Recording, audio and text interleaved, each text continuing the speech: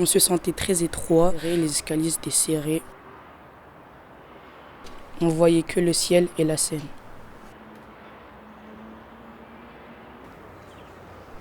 Quand je suis rentré dans le mémorial, je me sentais oppressé et comme si j'étais vraiment enfermé et que j'étais un déporté. Et c'était très sombre.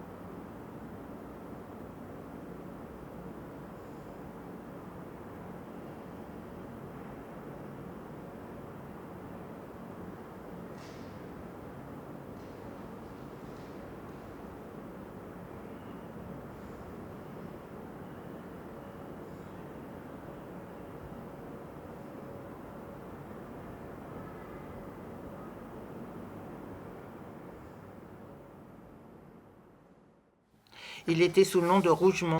C'était année 42-43. C'est une vraie carte d'identité scolaire, mais un faux nom. Ça, c'est son passeport polonais. Là, devant, on voit un autre nom. Simcha. C'était son nom polonais, il me semble. Et du coup, à un moment, on l'a appelé Simon, alors que c'était Simcha. Voilà. Mais pour être intégré dans la population, dans la société française, beaucoup d'immigrés francisent leur nom. Tous. Mon père, ma mère, mes tantes. Ouais. Je m'appelle Youssef, j'ai 14 ans, je suis élève de 3e au collège Marin de Villiers. J'ai choisi d'être ici devant vous pour pouvoir transmettre la mémoire que vous nous apportez aux futures générations. Je m'appelle Amandine, je suis aussi élève en 3e dans la même classe que Youssef. Et je suis venue, je pense, pour la même raison, logiquement. Ah. Oui. Est-ce que vous pouvez nous présenter Alors moi, je m'appelle Fabienne Meyer, je suis née en 1965, donc 20 ans après la guerre. Et ma mère était une cousine germaine d'Élise et de Simon et de Marcel Reymann. Et voilà, depuis mon enfance, depuis ma naissance, même 20 ans après la guerre, on parlait que de ça en famille, et beaucoup. Et de façon animée, de façon triste, de façon vivante. Et voilà, je suis née avec cette histoire. Et aujourd'hui, c'est évident que maintenant que ma mère n'est plus là pour passer la mémoire, de continuer avec les jeunes générations.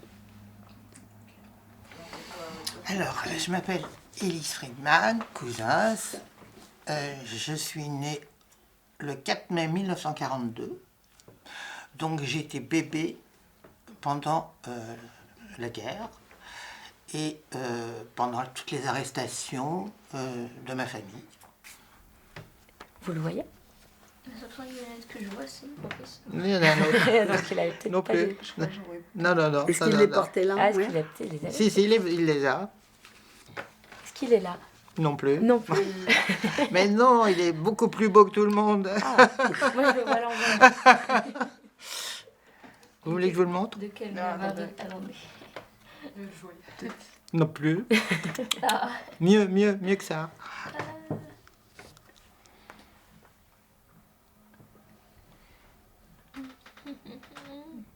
Il est déjà... Attendez, au moins il est à quel rang? Bon. Il est l'avant-dernière en haut. Oui. Mais... Oh, il me semblait qu'on les voyait pas. C'est celle-là. Ouais, celle-là, Voilà. ouais.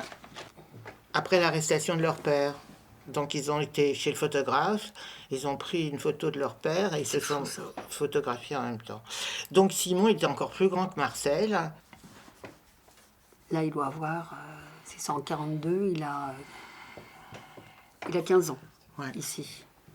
La différence folle, moi je trouve que c'est après, quand il est à l'UMA, et après la déportation.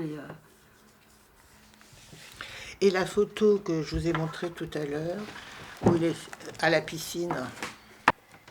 Mais là, là c'est pareil, il a 15 ans, hein, c'est incroyable. Hein. Mais...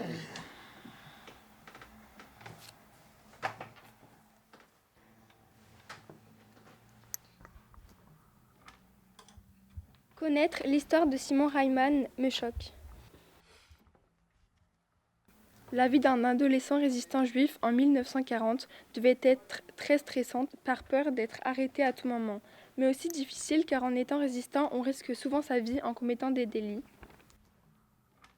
Et moi, à sa place, je n'aurais pas survécu à tout ça.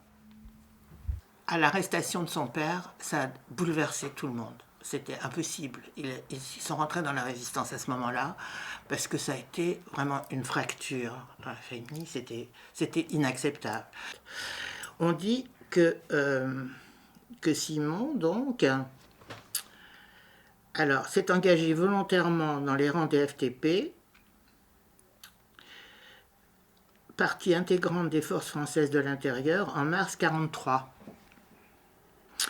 Avant, ils ont fait des tracts, mais sur la région parisienne, après avoir appartenu à la résistance au sein du Front National depuis janvier 1942. C'était pas le même Front National. Hein. Non, c'était le vrai Front National. A participé à de nombreuses actions contre l'ennemi, notamment distribution et lancer de tracts, affichage, mars 43, incendie d'un dépôt de fourrure appartenant à l'armée allemande, rue Chapon. Avril 43, Grenades et sabotage à l'embrasement incendiaire de camions militaires, rue L'Homme et rue Jean-Pierre Timbaud. Mai 43, destruction d'un dépôt allemand sur les Champs-Élysées.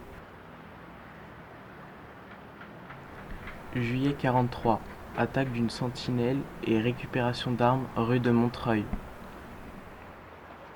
Octobre 43, attaque de sentinelle allemande devant un garage de tanks, rue de Charonne. Août 43, attaque des bureaux du STO, gare de Lyon, attaque contre le PPE, boulevard Diderot. Il fut arrêté le 17 novembre 1943 à Paris et déporté le 22 janvier 1944 à Buchenwald. Et du coup, après son arrestation, qu'est-ce qui s'est passé? Ah, alors là, c'est toute une histoire. Il est allé à Fresnes, il a vu... Son frère? Ouais, son frère à Fresnes. Et puis, il est resté plusieurs jours, il a été tabassé, il a été torturé, quoi. Il a vu son frère, il a vu sa mère. En tout cas, il a réussi à parler à son frère, enfin, il a eu quelques minutes avec son frère. Et son frère et sa mère. Pour se dire au revoir. Ouais. Et leur mère a été déportée à Auschwitz, où elle a été gazée à l'arrivée. Ouais. Il y a eu 3 mois entre le 17 novembre où il était arrêté et le 22 janvier 1944 où il était déporté. À Compiègne, je crois qu'il est resté plus un ou 2 mois, ouais, avant d'être déporté. Ça tourne son. Action.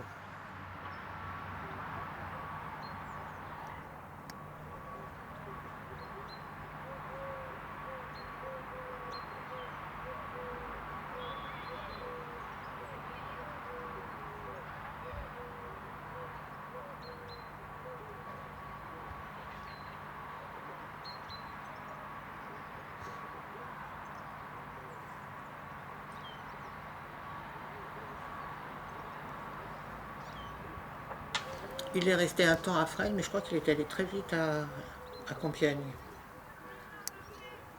Et il a été déporté avant que son frère soit fusillé. Ouais. Et du coup, il a été déporté où? À Buchenwald. Mais ce qui est intéressant chez Simon, c'est que lui...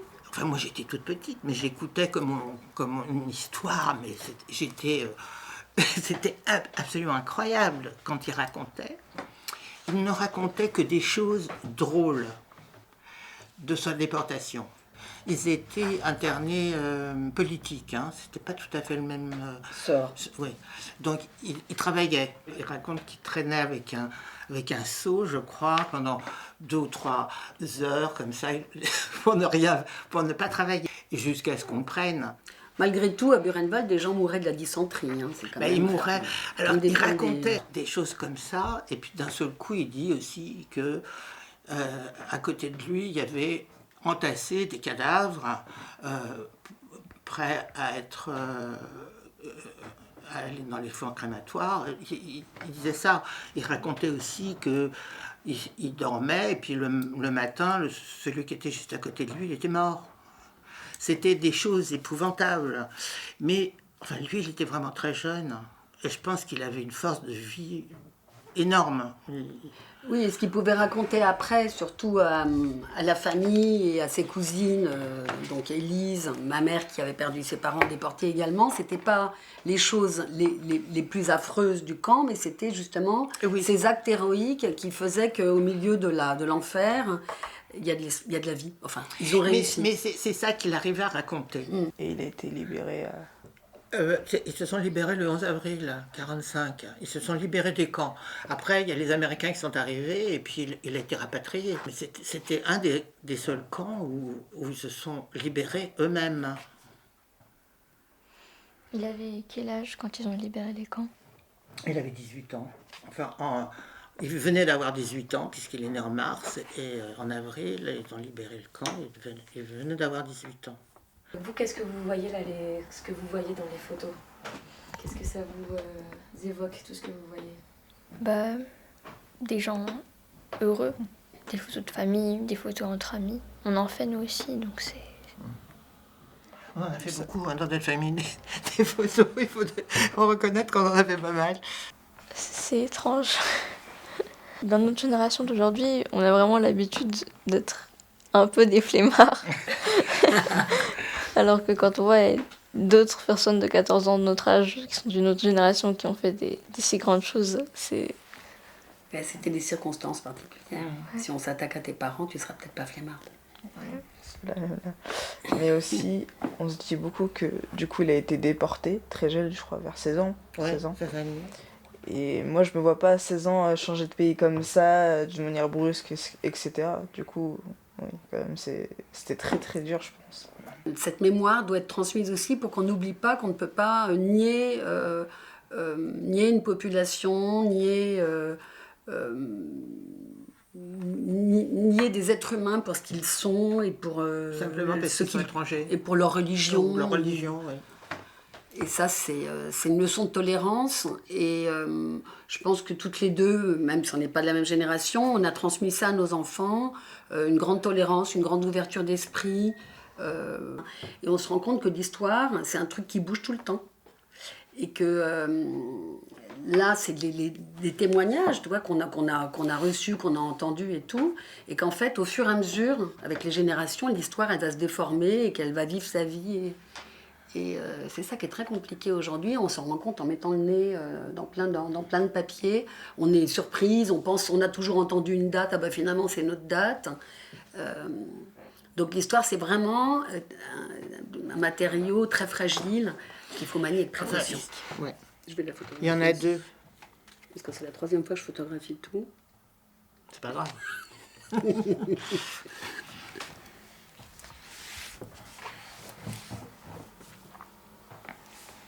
Oui, comme c'est précieux un peu ces archives. Hein. Très précieux. Ouais. Je trouve que c'est important de garder une trace de l'histoire de Simon. Il faut transmettre aux générations suivantes que des adolescents peuvent s'engager.